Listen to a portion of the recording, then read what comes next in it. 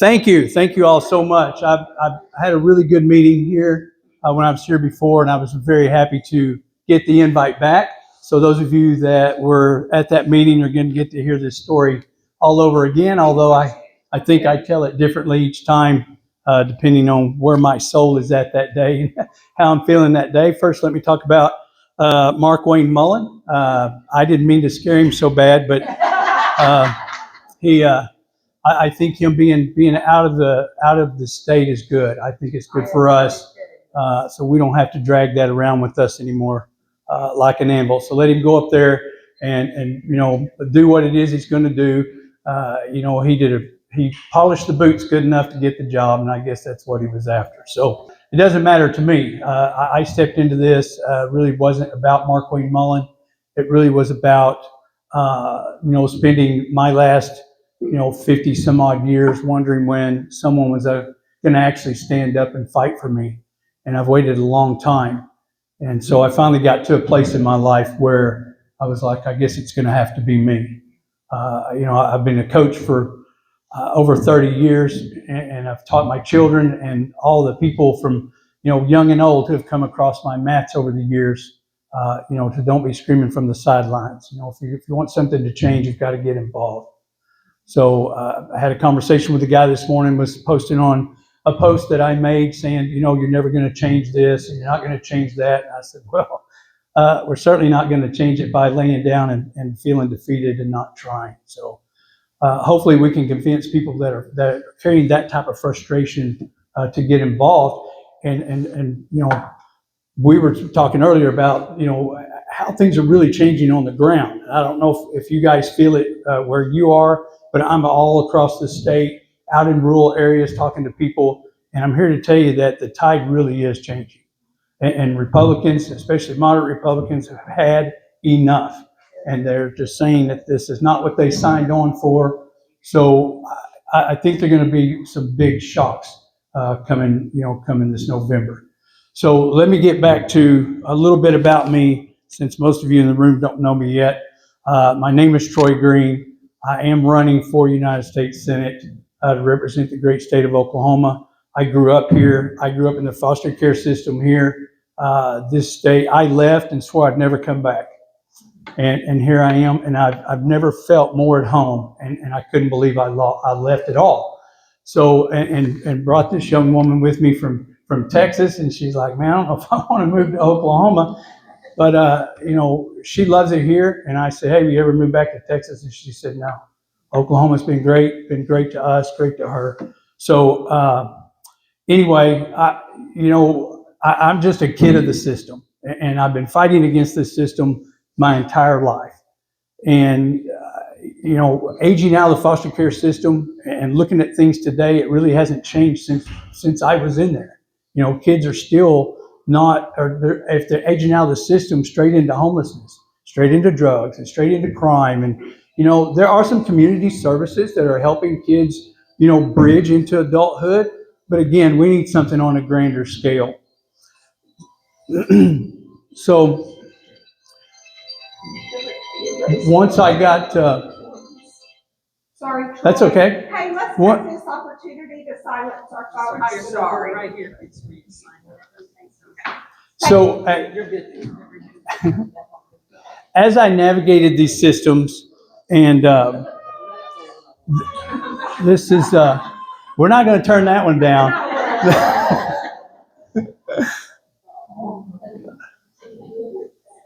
As I navigated these systems through my youth and into my early adulthood, and even before then, I started looking for ways, once I grew up and became an adult, how can I be all the people that I needed in my life?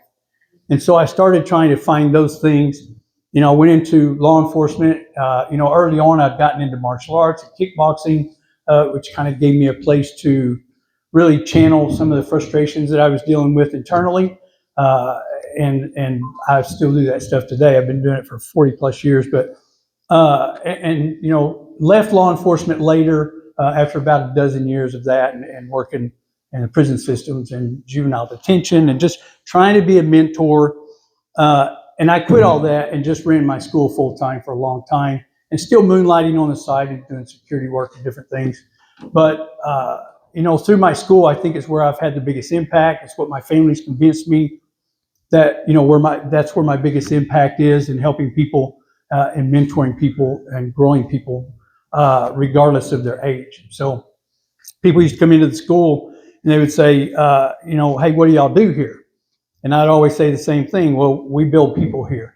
It just so happens you're going to learn how to fight along the way because those are the tools that I had at the time. So, but I always knew, and I've always, since meeting this young woman back here, Mindy Green, my wife, back in 2000, she's heard me say multiple times, how do I help on a grander scale?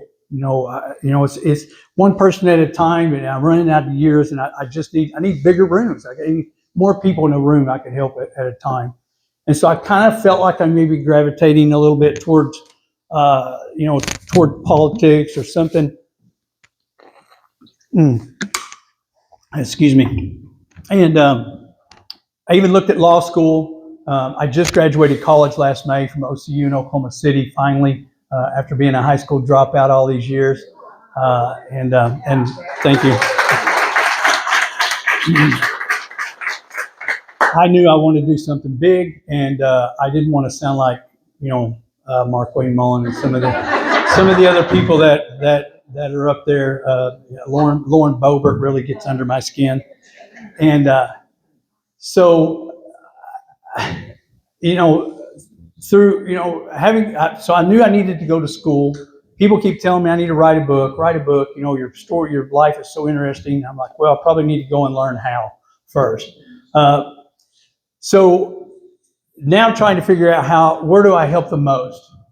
I thought, well, I'm going to go to law school. I'm going to work for the Innocence Project. And then I happened to be watching that day at that Senate hearing when Mark Wayne Mullen went to yank off his jewelry and fight this union guy. And I thought, you know what?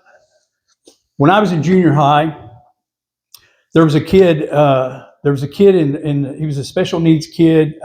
I'm not sure why he was in that class, but we could tell too that he was probably in the closet, right? And he was just picked on just relentlessly.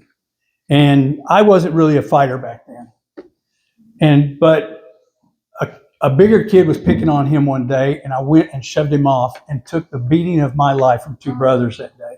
I mean, a beating. Held me down on the ground, stomped me, kicked me, and it was terrible. And when I saw his behavior that day, I'm like, that's that kid. That's that kid that was bullying that kid in junior high. The same person, the same type of person. And honestly, today, our government is nothing but one big giant bully. And I've made a living beating the crap out of guys like that. And I thought, you know what? I think I'm going to go up there because I've been waiting on someone else to do it. And I'm like, I think it's time that somebody went up there that's not afraid of these people. And I woke her up one morning and said, hey, I'm going to run for Senate. She's like, you probably need to go back to sleep. So, but she knows, and bless her heart, she's been with me long enough that she's never questioned anything. She just says, when do we start? So, and she is also a first-gen graduate. We're both in grad school right now. She's been a nurse for 20 years. She's working on her executive nursing and about to bridge into her DNP program.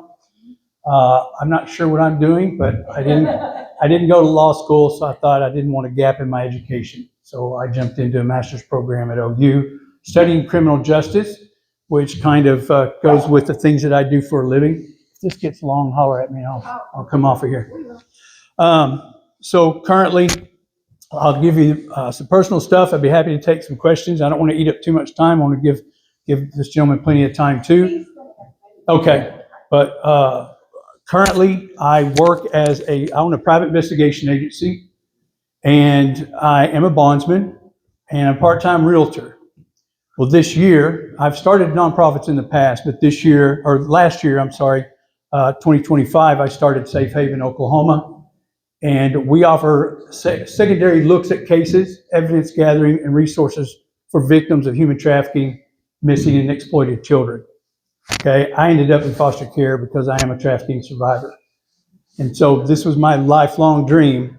I've been singing it to her for many years, that as soon as I had the time and the money and the knowledge and the expertise to do it, I wanted to give the one thing that I carry with me to this day. I want to give to somebody else, and that's that feeling that day that the door flew open and U.S. Marshals walked in and rescued me. So, that being said, so this all ties into what's currently happening now. It seems like every stage of my life and every person I've had to be to survive, I'm dealing with from Washington.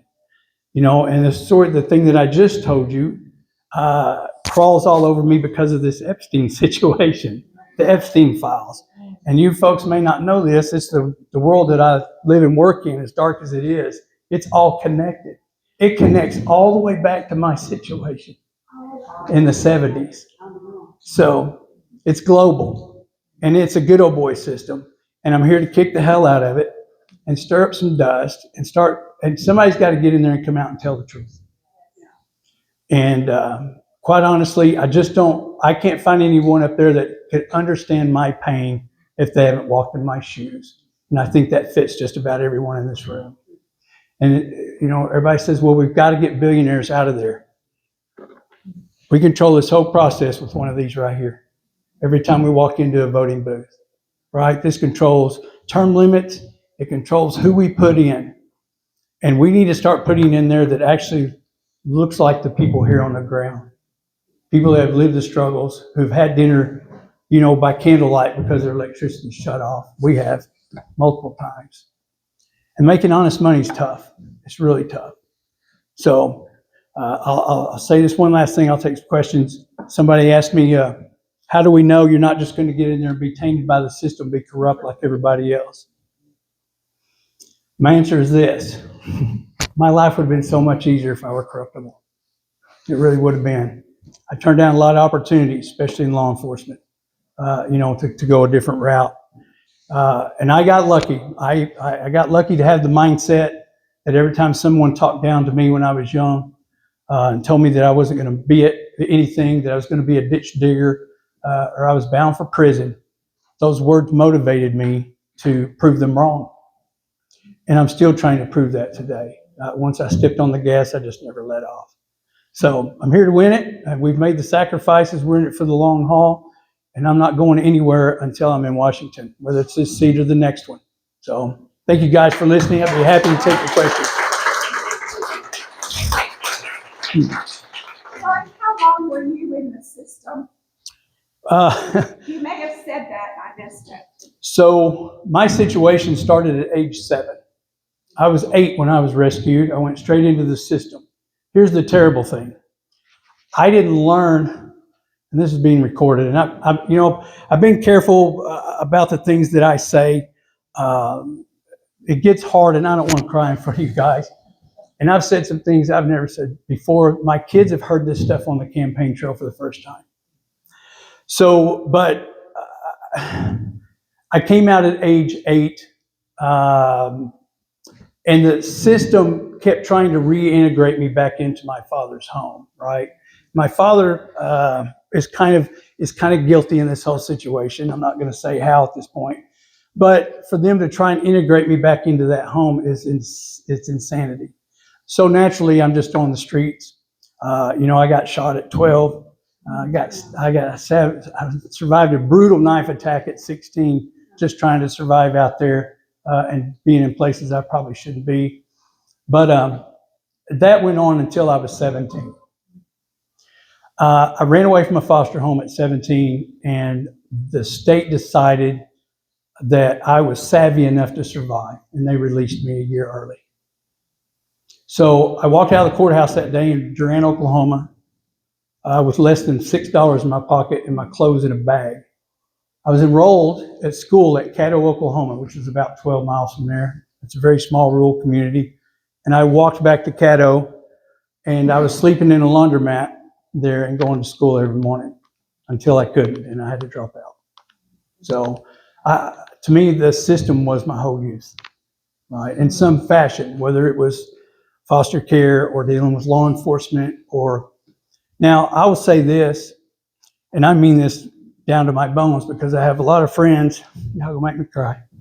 I shared rooms in the youth shelter and foster homes with a lot of kids that didn't make it. Whether it's suicide or drugs or prison. Give me one sec. Man.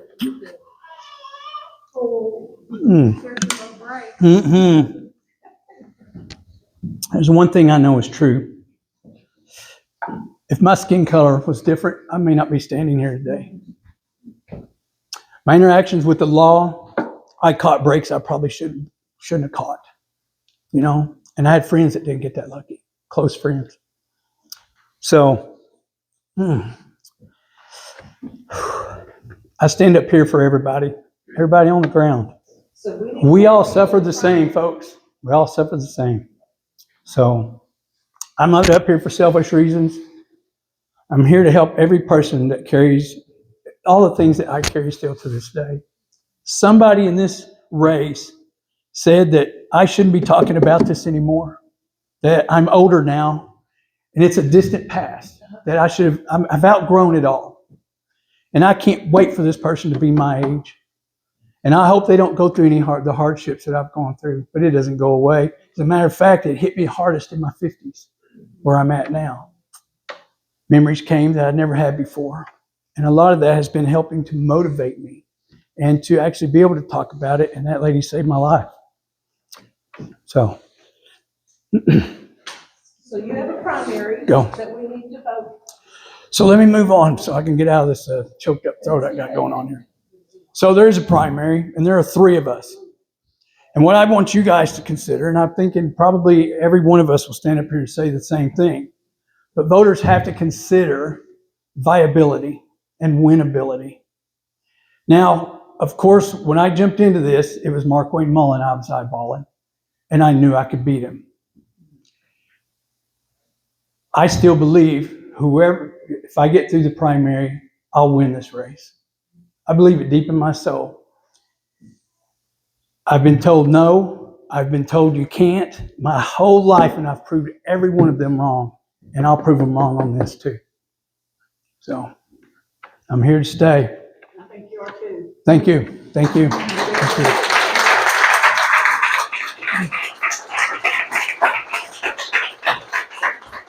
Do we want to get this picture with them behind you? Or do you want to stand here?